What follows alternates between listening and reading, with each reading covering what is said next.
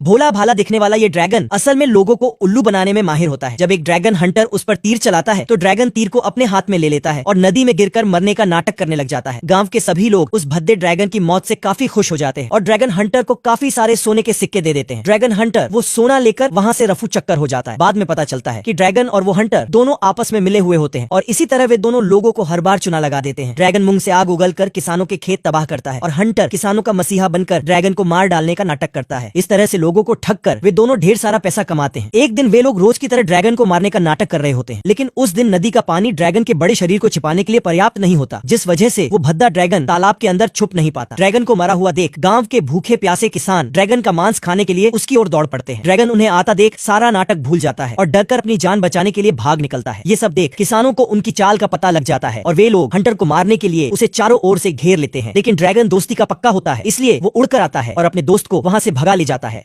ये वॉरियर तलवार से एक राजा का सिर धड़ से अलग कर देता है, जो जाकर सीधे इस कार मालिक की बैग में गिर जाता है। महिला ड्राइवर फोन पर बिजी होती है, जिस वजह से उसे कोई जानकारी नहीं होती। फिर जब वो अपने घर पहुंचती है तो उसका बेटा सिर को खिलौना समझकर अपने हाथ में उठा लेता है। तभी राजा का सिर आवाज निकालता है और लड़का डरकर उसे जमीन पर फेंक देता है। लेकिन वो बिना सिर वाला राजा बिना सिर के खुली सड़कों पर भटक रहा होता है। एक भद्दा मीटबॉल राजा को उसे अपने धड़ पर लगा लेने की सलाह देता है, लेकिन वो अहंकारी राजा का शरीर उसकी सलाह नहीं स्वीकारता और अचानक एक गटर में गिर जाता है। आखिरकार वो अपना सिर मिल जाने तक उस मीटबॉल को अपने धड़ पर लगा लेने का फैसला करता है। तभी उन दोनों की नजर एक मोटरसाइकिल पर पड़ती है और बिना किसी झिझक के वे लोग उस पर सवार हो जाते हैं। लेकिन गाड़ी का मालिक काफी गुस्सा हो जाता है और राजा के चेहरे पर मुक्का मारने की कोशिश करता है, लेकिन मिटबॉल गर्दन से उछलकर उसकी बांह पकड़ लेता है और एक ही झटके में उसे जमीन पर पटक देता है। बाइक छीनने के बाद वे लोग तेज रफ्तार से राजा के सिर को खोजने निकल पड़ते हैं। इधर वो महिला तुरंत उस सिर को पकड़कर डस्टबिन में डाल देती है, लेकिन जैसे ही वो इसे फेंकने के लिए बाहर निकलती है कि तभी वहां पर राजा मीटबॉल के साथ दस्तक दे देता है। मीटबॉल के नीचे कूदते ही औरत के हाथ से सिर नीचे गिरा जाता है और राजा इसे उठाकर